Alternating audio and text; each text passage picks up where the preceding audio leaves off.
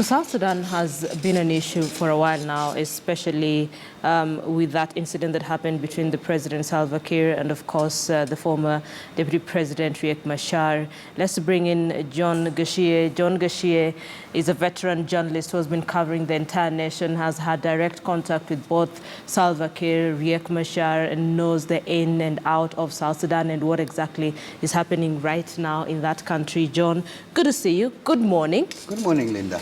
Tell me, so South Sudan has agreed to more UN peacekeepers. Is this what's going to make a difference in South Sudan, do you think?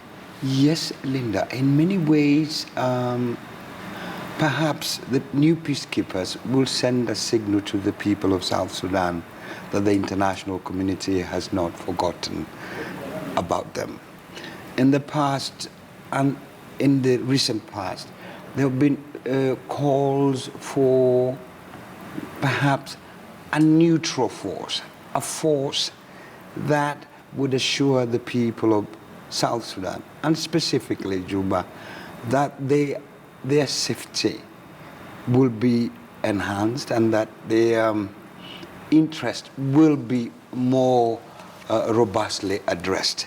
We must understand that, Linda, as we still speak, there are hundreds, at least tens of thousands of Southern Sudanese seeking protection from their government for many practical purposes.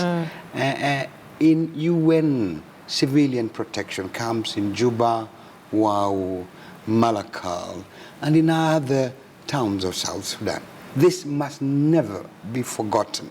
You know, it's actually interesting, Gashie, that you bring that point up, because the UN peacekeepers sort of have a checkered record as well.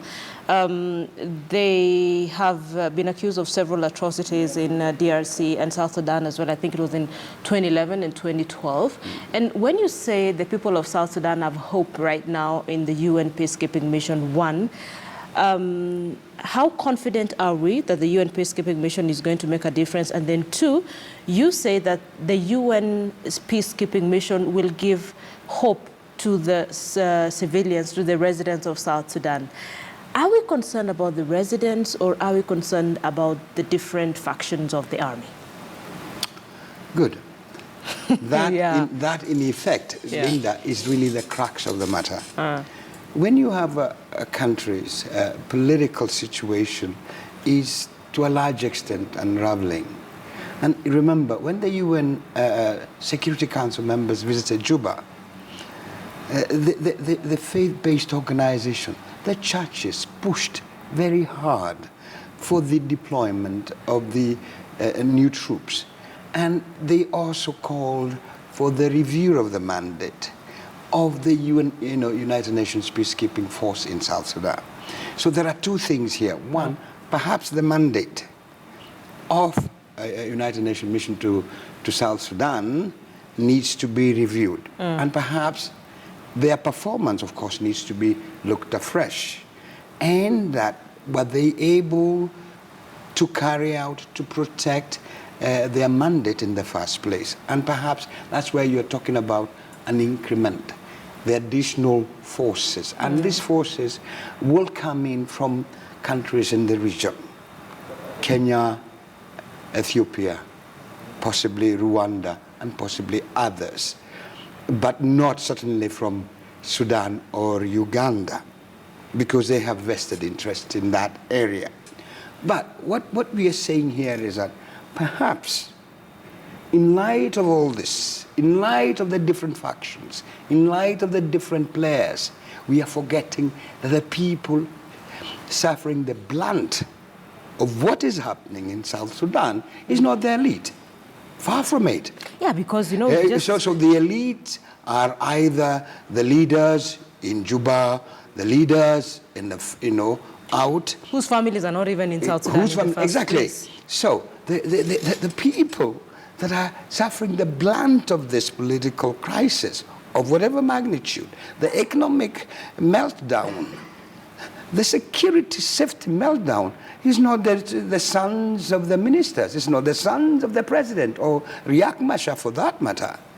There are 30, 40 50, 60,000 Southern Sudanese citizens seeking protection. And a big number of that are children. And this, you must understand, is because they have no confidence in many ways about the conduct, the performance, the reliability of either the government of South Sudan, security forces, or the rebels. So right across the board, the innocent victims of this power play, ridiculous as it is, and sad as it is, they are still held in camps.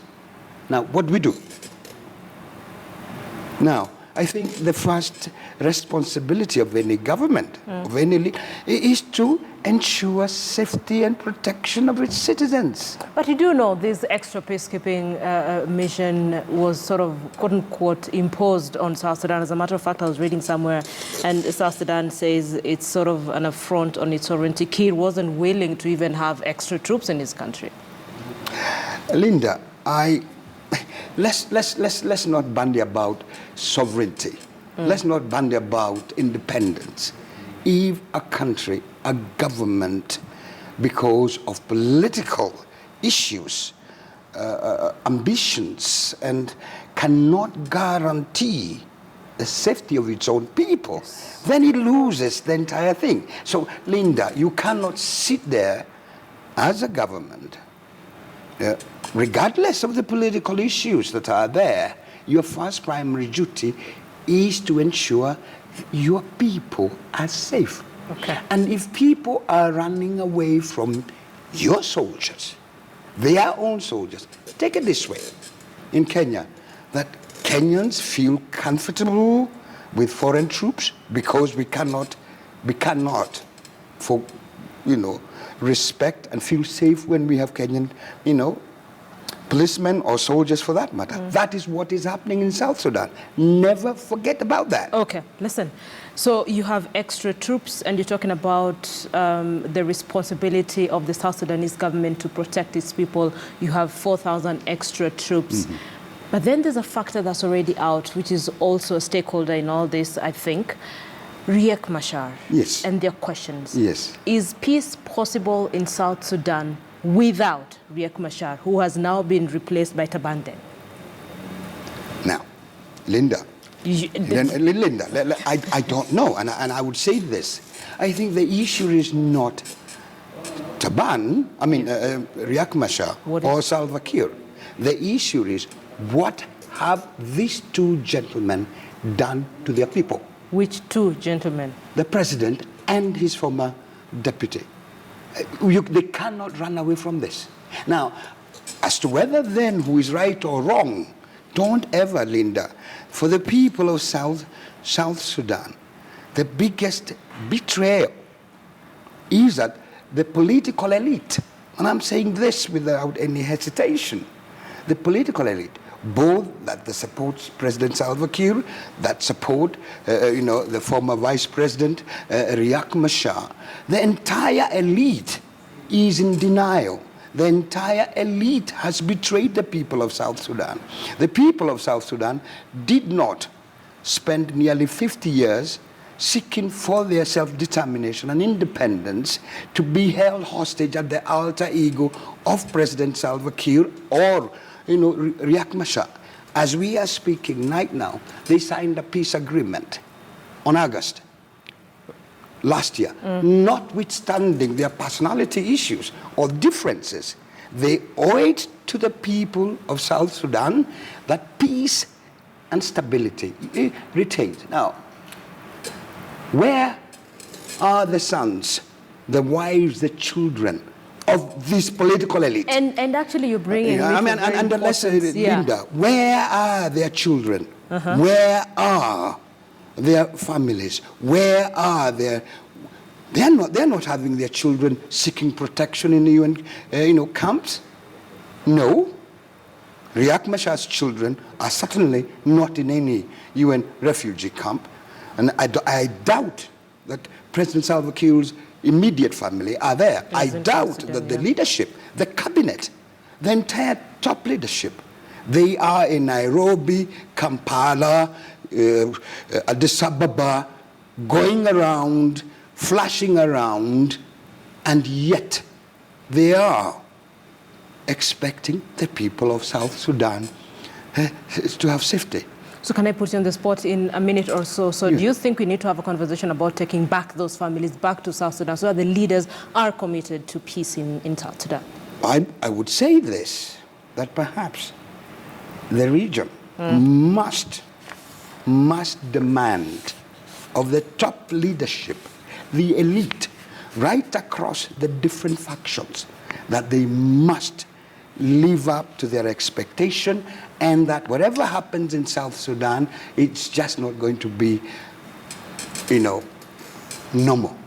That Kenya, Ethiopia, Kampala, and elsewhere, they must bear brunt. You're talking about an inflation rate of nearly 300%.